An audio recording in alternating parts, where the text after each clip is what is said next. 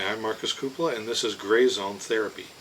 Life isn't black and white. Life is the gray zone, which is where we start.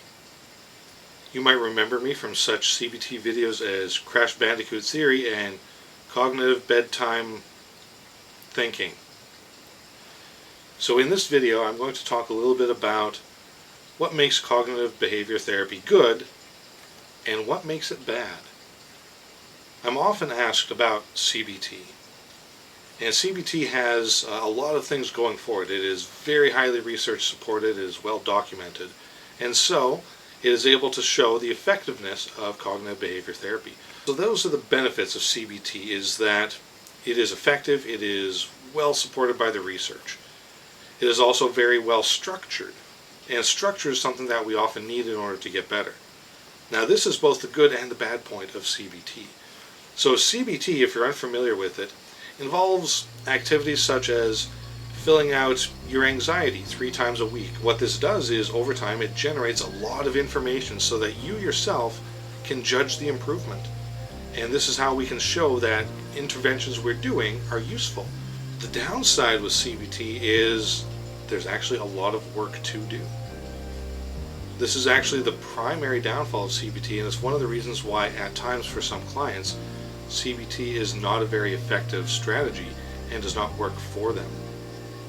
One of my many hats as a therapist is expectation management. To tell people, here's what's probably going to happen. Here is the probability of outcome. Here's what you will need to do. People often have this idea that therapy will be easy.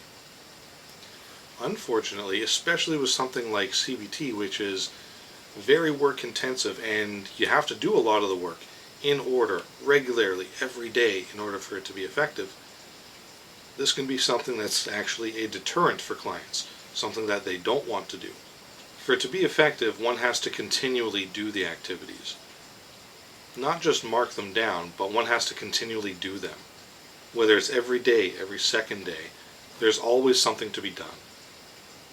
Often people have this idea that they come to therapy, they do the work in therapy as though that's detention or the place where you do the homework, and then you go home and forget about it. Unfortunately with therapy, the therapy session itself is often more like a tutorial or an information session. It's for exploring and understanding. And at times we do work in the session.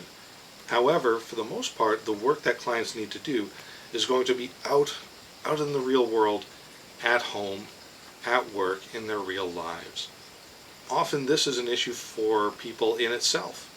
The regularity and the amount of times that they have to do it. And so CBT is often, once clients actually get involved in therapy, it's actually one of the least favorite approaches for a lot of people, for the reasons that it's good, because it is structured, because there's a lot of data, because there's a lot of work involved.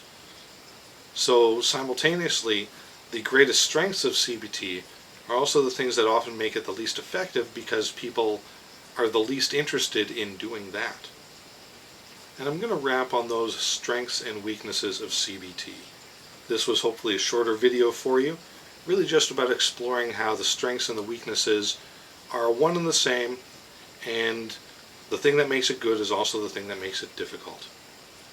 Doesn't mean that it's any less effective. So if you're looking for a specific type of therapy, keep in mind that everything costs something.